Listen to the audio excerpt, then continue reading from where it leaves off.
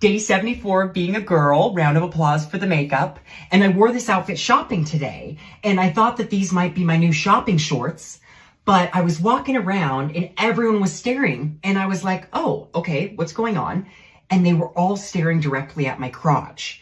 And I went, oh, I forgot that my crotch doesn't look like other women's crotches sometimes because mine doesn't look like a little Barbie pocket. Did you hear my stomach go, oh? My stomach was even like, oh. It's day 222 of being a girl. I'm in Washington, D.C., and I'm going to the White House to speak to the President of the United States.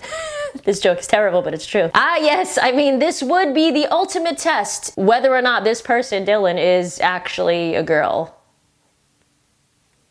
This person, Dylan Mulvaney, has been floating around the internet and my Twitter feed for quite a while now, and it is about time that I decided to comment. The rest of this video that this person made actually didn't piss me off as much as it did other people, because they do say that they're meeting with President Biden to discuss trans issues, not women's issues. I get to sit down with Joe Biden and now this news, and I get to ask him a few questions surrounding trans issues in the United States and talk to him about my transness, and I really just want to represent my community the best that I can. But let's not give this person too much credit, because what did piss me off, as it did most other people, was the fact that they did a podcast for Ulta Beauty talking about girlhood. First of all, the likes on this video are just atrocious in comparison to the number of views. God only knows what the number of dislikes are. I'm gonna guess it's around 5,000. Welcome to the beauty of an Ulta Beauty podcast, where we talk with the pioneers who are helping us redefine what beauty is and where it lives. Okay, if they stopped there, I would have been fine with it. Awesome, a gender fluid person, whatever the hell that means, and a trans woman talking about beauty, talking about makeup, great. But no, this is not what people are pissed about. Most people anyway. This is. And I get a lot of hate about calling myself a girl and not a woman. And because, you know, that term, they think I'm infantilizing myself, or that, you know, once you turn 18, you're no longer a girl. And I'm like, what about tell that to the Spice Girls. You know what I mean? Or like, are we going on a girls trip, or my girlfriend? Hot girl summer. Yes, what? Yeah. Like, and so I think some of that's rooted in transphobia. This is a great point here, I'm not gonna lie. A lot of us women do use the term girl or girlfriend or whatever. Even I call somebody that I'm dating my girlfriend after we're adults. But I don't think women being upset with Dylan is rooted in transphobia by any means. I think that this is rooted in women feeling like this person is being a caricature of women, stereotypes, etc., that feels misogynistic in nature. I mean, have you ever seen the videos of Dylan literally frolicking around flowers, being afraid of bugs, in high heels, calling them hiking heels? Meadows, love them.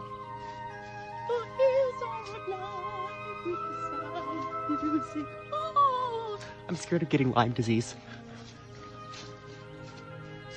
Love ya. Ah! Oh. Did you see that? I gotta get out of here. Did you see that? There's a dragonfly. Oh my god. Never again. Get me out of here. Love ya. Now, while I am all for people expressing themselves in any way that they want, as long as it doesn't physically intrude on someone else's spaces or physically hurt someone, I would be lying if I said this didn't piss me off at least a little bit. Simply for the fact that it does seem like Dylan is truly basing their idea of what a woman is based on every possible stereotype of women that there is. But back to the podcast. The simple fact that the podcast itself was titled The Beauty of Girlhood, or talking about, what does it say, all things girlhood, is a slap in the face to women and females. Dylan and no other trans woman, no matter how passable you are, will never know what it fully feels like to be raised and born and simply biologically be female. Just like I'll never know what it's like to be trans. You will never see myself going on a podcast talking about transness, because I will never experience that. There were some people on Twitter calling this the gender equivalent of blackface. I don't know if I would go that far, but I mean, we do have two males explaining, mansplaining, and I use that word not lightly, what it means to be a girl. Title the video, Trans Woman and Gender Fluid Person Talk About the Beauty of Makeup, or talk about beauty and makeup. Good, great. I don't think anyone would have had a problem. I do feel like I have a really interesting take on Dylan as a whole though, and I feel like it's probably gonna piss a lot of people off on both ends of the spectrum, but as always, I'm in the middle. That's kind of what I do. I make you guys think. As stereotypy as Dylan is, I can't fully be angry at them. Remember, I've stated publicly that it pisses me off unequivocally when a trans woman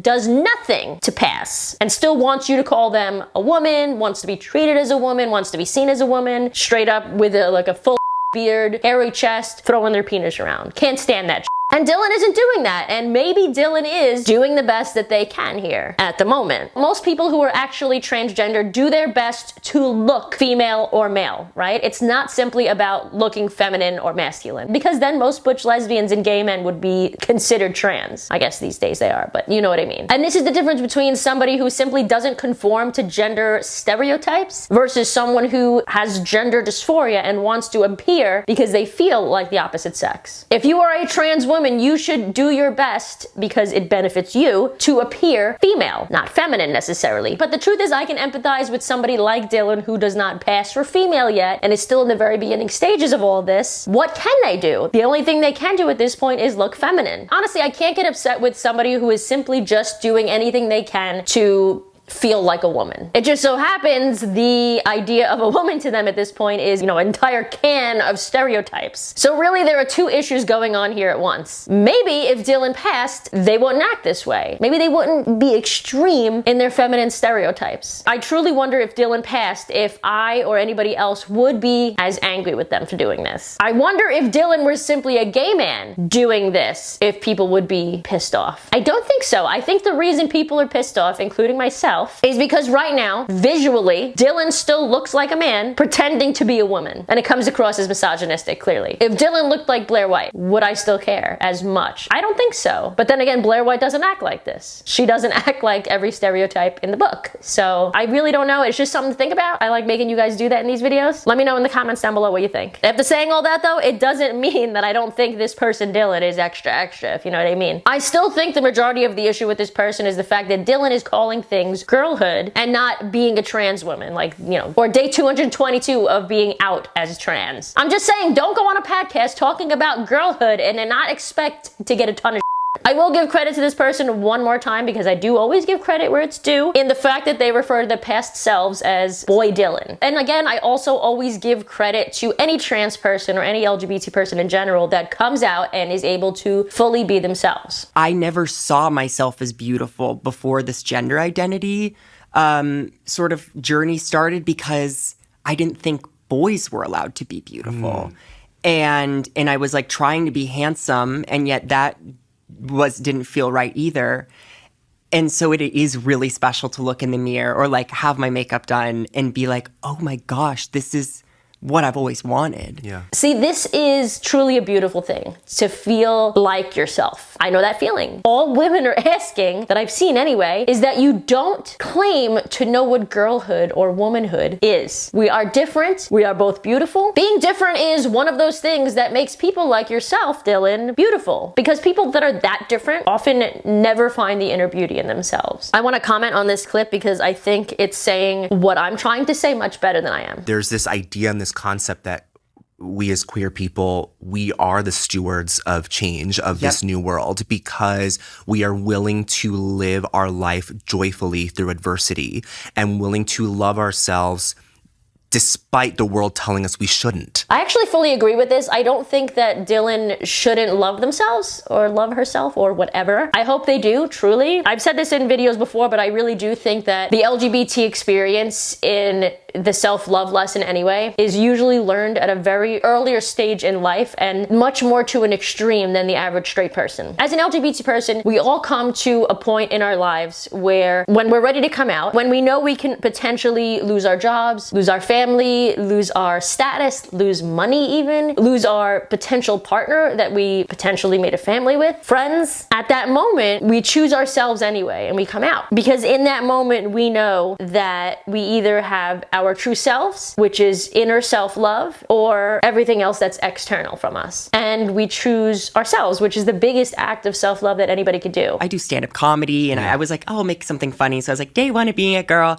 And it blew up in a way that I was like, oh my God, what, you know, and then I actually got a lot of backlash from that one because I was kind of joking about some of the stereotypes of being a woman, and people said, you have no right to be making those jokes. And then there was it got complicated. I was like, I'll give them credit here for saying and recognizing that this was an issue that they saw early on out. But if you saw that that was an issue, why are you going on continuing with it? I don't know, it just feels icky to me. Again, I stand by what I've said in the past. Any person acting a certain way doesn't negate my experience as a woman. In the same way, any person acting a certain way doesn't negate this person's experience as a trans person. And I don't think Dylan should change the way they are. I just wish that they were more aware of women and why we see this as a bad thing. I'm cognizant of other trans people's mental health because what we're like the hormones I'm on, woo, you know, like that is a journey in itself. And so I just feel like I want to protect our communities. I don't want anyone to get hate and that there's still so much of that.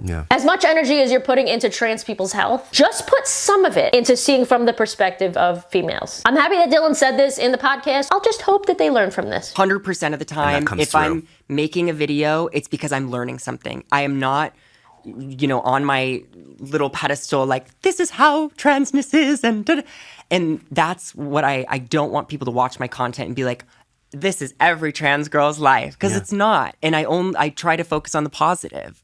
But I also am so ready to fail at things, and I'm so ready to get things wrong. Props to them. Again, this is an opportunity for people like Dylan to learn. Keep in mind, you are a guest in this space. Many women will respect you if you give us that respect back. Rather, if you give us that respect first, because you're the one entering into our spaces. If you are making women uncomfortable, exit the space. But there you have it. Just some things for you guys to think about. I actually did a more deep dive, in-depth conversation over on my live podcast that I do on Rumble every Tuesday night around 8 p.m. Eastern Standard Time every week. You can click the link in the description below to watch that. I talked about this concept for about an hour with a special guest. Here's a little clip from that. To me, it comes across as not pedophilic, but it comes across as, I mean, girlhood is probably actually a better representation of what this person's doing than womanhood.